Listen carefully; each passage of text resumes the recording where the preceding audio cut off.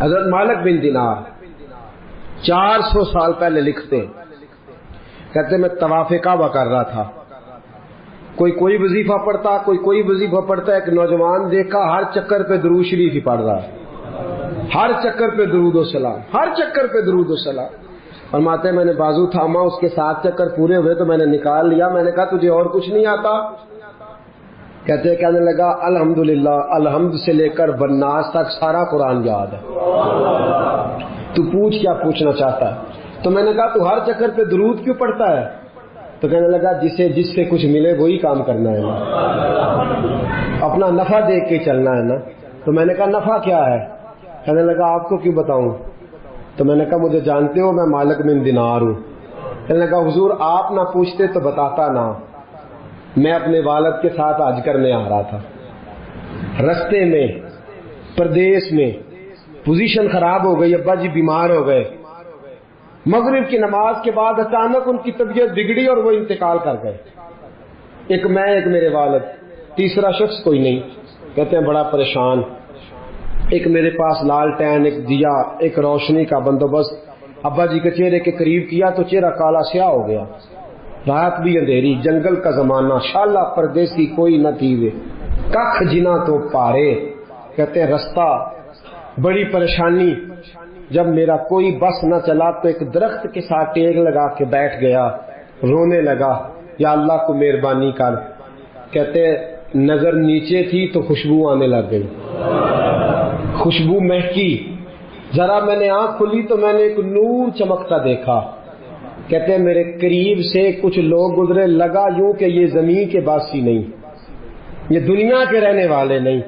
5 لوگ گزرے، 4 ستارے تھے اور درمیان میں ایک آفتاب تھا۔ کہتے ہیں وہ گزرے، میرے قریب سے گزرے تو میں کھڑا ہوا، میں نے کہا کہیں جا رہے ہیں، ان کے ارد گرد نور ہی نور۔ کہتے ہیں میں حیران ہوا کہ میرے باپ کی میت کے قریب جا کے وہ کھڑے ہو گئے، ایک نور والے، ایک روشنی والے، ایک خوبصورت مکھڑے والے نے، جو ان چاروں کے مجھے سردار لگتے تھے، انہوں نے جیسے ہی میرے ابا جی کے چہرے سے نقاب ہٹایا اور پھر انہوں نے میرے والد کے چہرے پہ ہاتھ پھیرا، ظلمت کو ان کے نور نے کافور کر دیا، جس پر پڑی نظر اسے بھی نور کر دیا۔ بعد مرن دے مکھڑا میرا ہو جاوے جے تازہ، سمجھ لینا محبوب میرے نیان پڑھیا جنازہ۔ فرماتے چہرے پہ ہاتھ پھیرا تو میرے باپ کا چہرہ نورون علی نور ہو گیا۔ فرماتے ہیں وہ اوپر کپڑا دے کے دوبارہ پیچھے کی طرف پلٹے تو میں قدموں میں بیٹھ گیا۔ توجہ ہے آپ کی؟ کہتے ہیں میں قدموں میں بیٹھا، میں نے کہا اس پردیش میں، اس دکھ میں، اس تکلیف میں آنے والوں کون ہو؟ کہتے ہیں ان میں سے ایک چھوٹے قد والے نورانی چہرے والے بولے، کہنے لگے تو نہیں جانتے میں علی ہوں، یہ عثمان ہے، وہ ابو بکر ہے، یہ عمر ہے، اور تجھے پتا ہے یہ جو نورانی چہرے والے ہیں یہ اللہ کے محبوب ہیں، مدینے سے آئے ہیں۔ کہا اس غربت میں، تنہائی میں، اس دکھ میں میرے رسول پاک نے پیچھے رخ پھیرا، کہتے حضور نے سینے سے لگایا، فرمایا فکر نہ کرنا، سویرے فوجیں آئیں گی جنازہ پڑھنے، سویرے فوجیں آئیں گی، فکر نہ کرنا۔ کہتے میں قدموں سے لپٹ گیا، اتنی بھی جلدی کیا ہے، ذرا ٹھہر جائیے، ساری عمر گزار کے آئی ہے یہ گھڑی۔ میں نے کہا محبوبہ مہربانی فرمائی، کرم نوازی فرمائی، حضور اتنی بندہ نوازی کی آئے ہو تو سونیا بتاؤ تو صحیح، آخر میرے باپ میں کیا ایسا تھا کہ ان دکھوں میں آپ آئے اور آ کے نورن علی نور کر گئے، روشنیاں بانٹ گئے۔ میرے مرنے پہ ہر سو شور مچ جائے گا، دیکھو گے کہنے الوداع سرکار خود تشریف لائیں گے۔ کہا اس موقع پہ الوداع کہنے آئے ہو؟ تو فرماتے ہیں حضور نے فرمایا تجھے پتا ہے تیرا باپ ہر لمحہ مجھ پر درود پڑا کرتا تھا، ہر گھڑی سلام بھیجتا تھا، اس نے عمر بھر مجھے بھلایا نہیں، اس نے مجھے نہیں بلایا تو میں اسے کیسے بھول جاتا، اس نے مجھے نہیں بھلایا تو میں کیسے بھول۔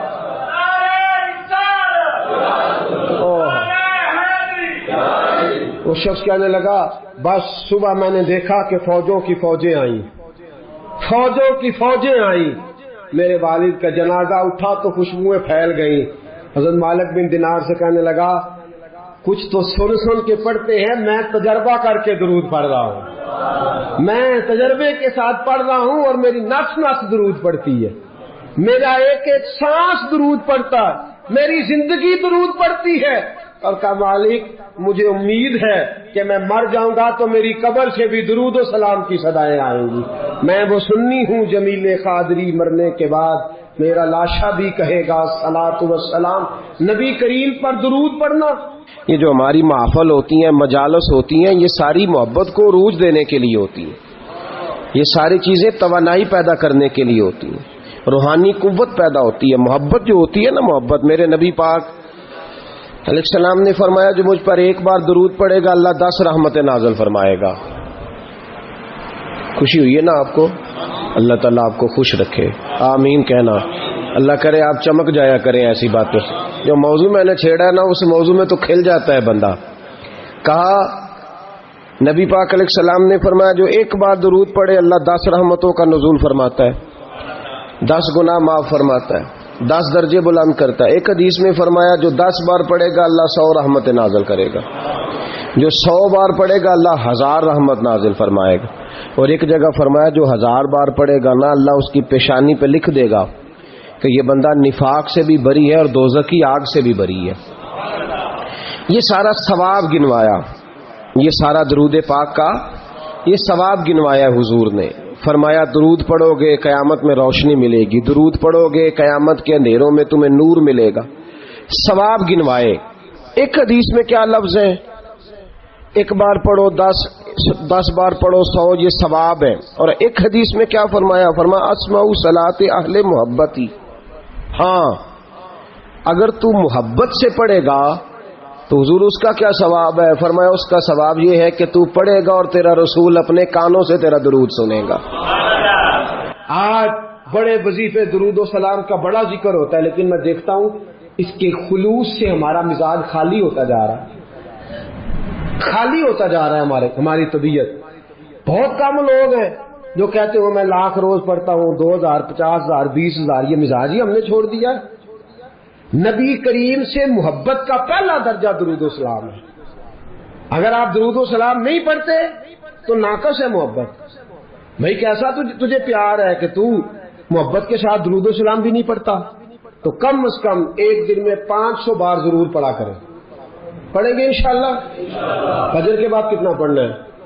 100، زور کے بعد، عصر کے بعد، ٹائم کتنا لگتا ہے جی؟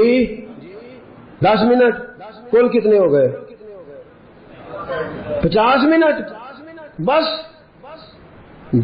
اگر تو پیچھے پلٹ کے میرے دوست کا بھی دیکھے نا تو تیرے نبی ساری رات ہی تیرا ذکر کرتے رہتے ہیں، یا اللہ اسے بخش دے، یا اللہ اسے معاف کر دے۔ تو 50 منٹ نہیں دے سکتا درود و سلام کو۔ اور میں کہا کرتا ہوں، امام سخاوی سے کسی نے کہا تھا حضور کی زیارت کرنے کو دل کرتا ہے، تو آپ نے فرمایا رات بستر پہ خوشبو لگا لے، وضو کر لے، کعبے کی طرف چہرہ کر لے، درود پڑھتے پڑھتے سو جا۔ جس مصطفیٰ پہ تو درود پڑے گا وہ خواب میں آ کے تجھے جلوہ بھی دکھا جائیں گے، وہ خواب میں آ کے تجھے دکھائیں گے۔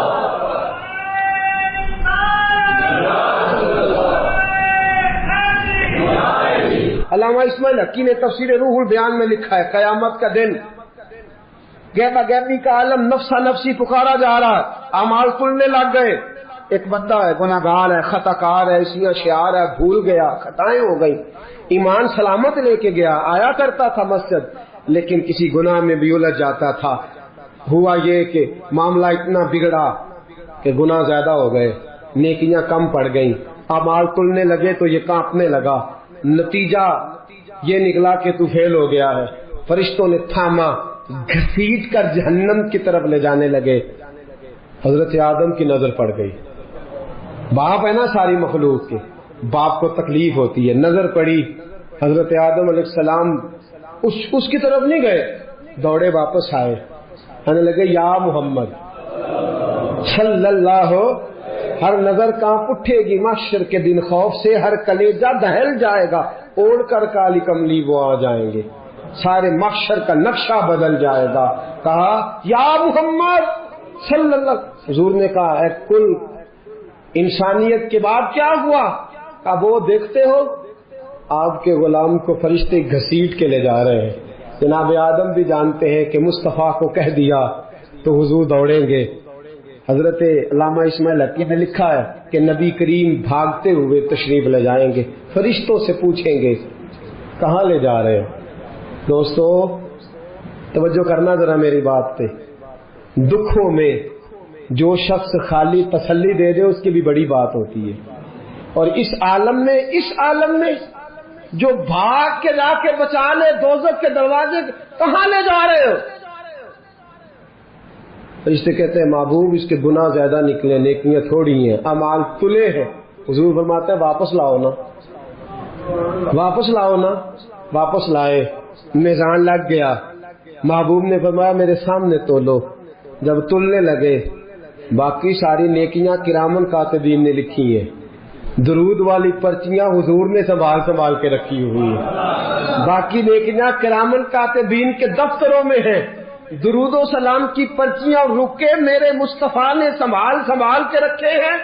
جب اعمال تلنے لگے، گناہ زیادہ نیکیاں تھوڑی، حضور نے فرمایا ٹھہرو. میرے نبی نے جیب میں ہاتھ ڈالا. تو کتنا نصیبوں والا ہے، تیرے رکے مصطفیٰ کی جیب سے نکلے. غور تو کرنا بھائی، میرا کارڈ کسی کی جیب سے، کسی کا کارڈ میری جیب سے نکلے تو کیا بات ہے. تیرے اور میرے نام کے رکے مصطفیٰ کی جیب سے جیب میں ہاتھ ڈالا. فرمایا یہ رکھو نا نیکی. نیکیوں والے پلڑے میں رکھی کہ مصطفیٰ نے رکا دیا ہے یا عطا کر دیا ہے، بے حساب نواز دیا ہے. فرشتے کہنے لگے سونے ہم تو مجبور ہو گئے، یہ تو نیکیاں بڑھ گئی ہیں. حضور یہ تو پلڑا وزنی ہو گیا. چلو دوڑ جاؤ، بلاؤ جنت والوں کو، جنت والوں کو بلاؤ. پتا سارا ہے سردار نو کیتیاں دا، پتا یہ پردہ چپایا یہ پلا ہو سی.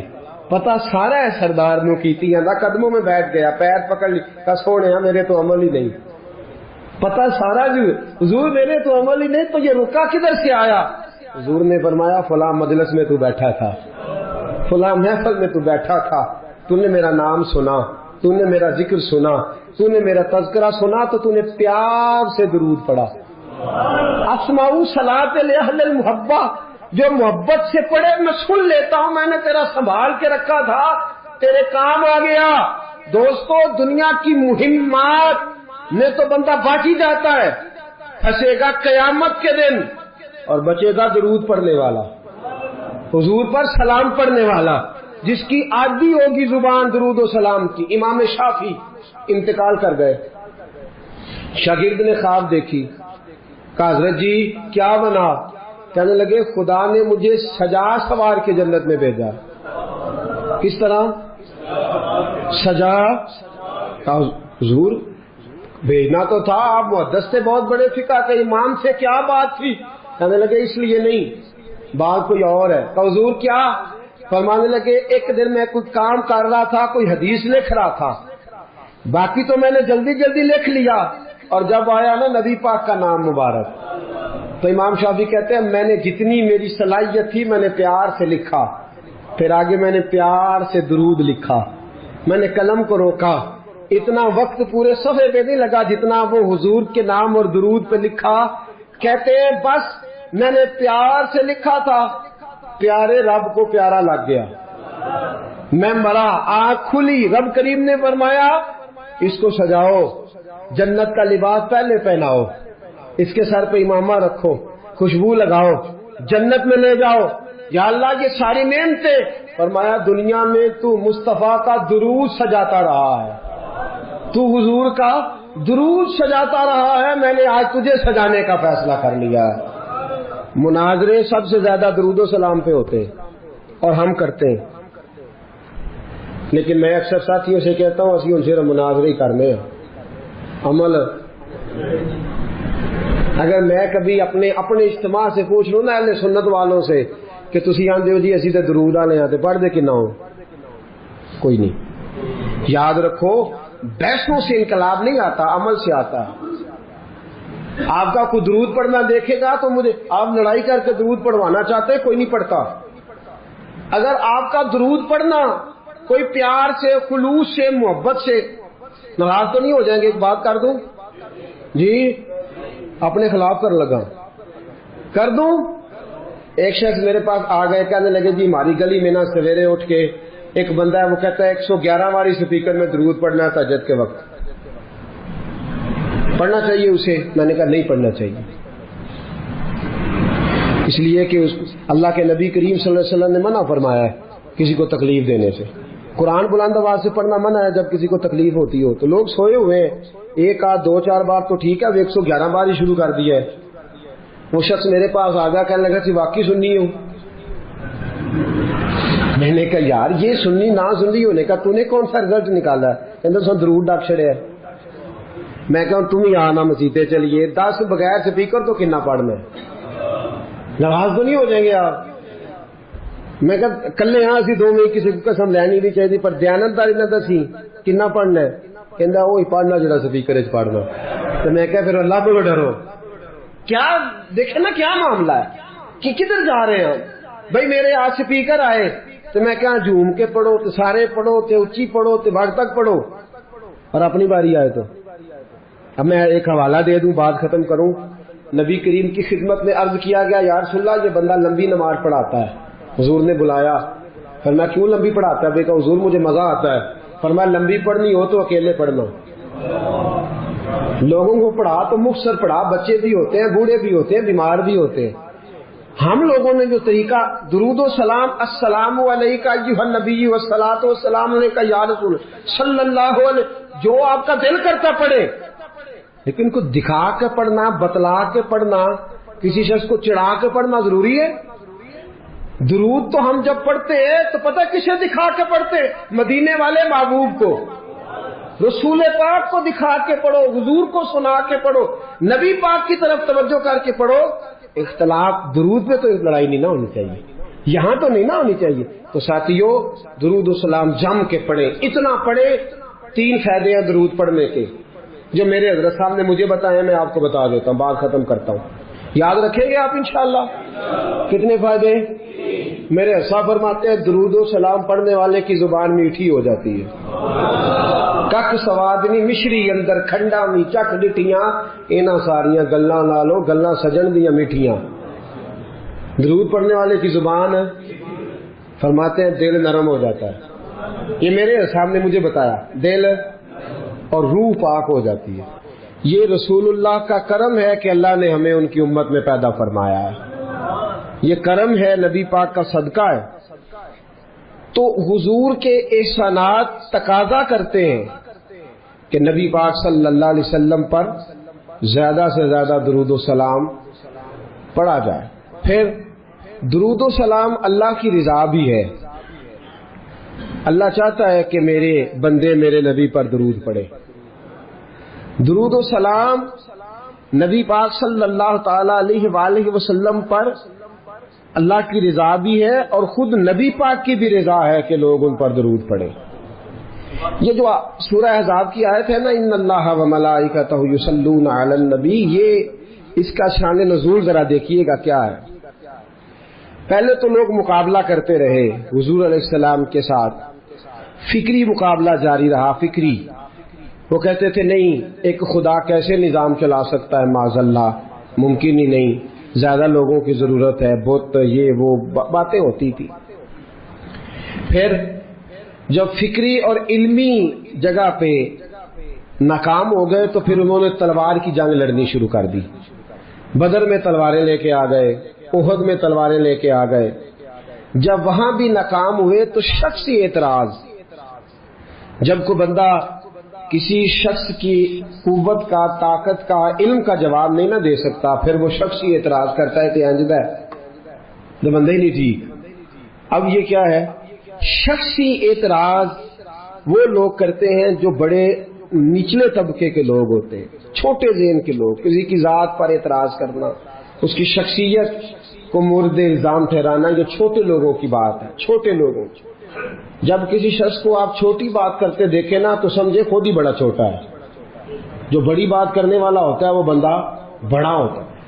कुफार मक्का ने क्या किया, शख्सी एतराज शुरू कर दिए, नबी पाक पे माज अल्लाह अस्तगफिरुल्लाह इल्जाम लगाने शुरू कर दिए।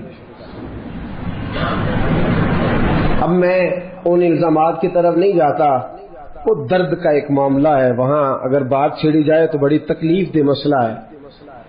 एक बात सिर्फ करता हूं, एक सबसे बड़ा इल्जाम ये लगाते थे कि हुजूर की तो औलाद ही कोई नहीं, माज़अल्लाह अस्तगफिरुल्लाह। फिर एक बहुत बड़ा इल्जाम ये लगाते थे कि इन्होंने 11 निकाह किए हैं, सिर्फ 2 बीवियों से औलाद हुई है, बाकी जगह पे तो मामला ही कोई नहीं। फिर जब नबी पाक सल्लल्लाहु अलैहि वसल्लम ने कुछ माले गनीमत 5वां हिस्सा हुजूर का था, तो वो माले गनीमत का 5वां हिस्सा हुजूर अपने पास रखने लगे, उसमें से हुजूर नवाजते थे गरीबों को, मिस्कीनों को, कहने लगे पैसे आने लगे हैं तो इन्होंने भी समेटने शुरू कर लिए। तो माज़अल्लाह ये इल्जामात, अब शख्सी एतराज़ात, जात पर जब तनकीद होने लगी तो हुजूर परेशान हुए।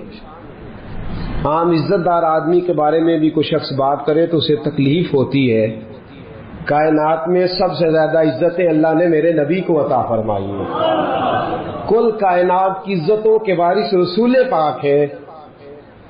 एक कोने में मस्जिद नबी के कोने में रवायत के रावी हजरत अबू हुरैरा है, कहते हैं दोनों घुटनों के ऊपर यूं बाजू लगा के उनके अंदर सर रख के हुजूर तशरीफ फरमा है, मुकद्दस आंखों में आंसू कोने में।